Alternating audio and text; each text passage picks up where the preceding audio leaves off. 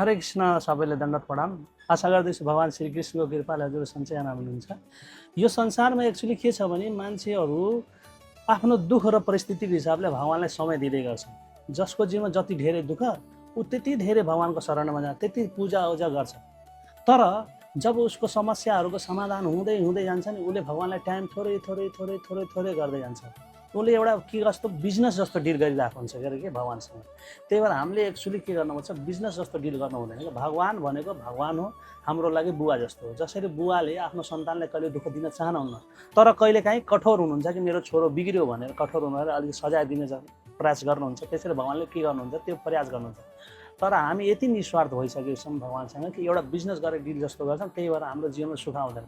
तर मान्छेले कस्तो निस्वार्थ भाव कि प्रभु दुःख र सुख तपाईँको इच्छा हो, म स्वीकार्छु भनेर सरेन्डर गर्नुपर्छ। अनि बल्ल मान्छेको जीवन सुखमै हुन्छ। हरेक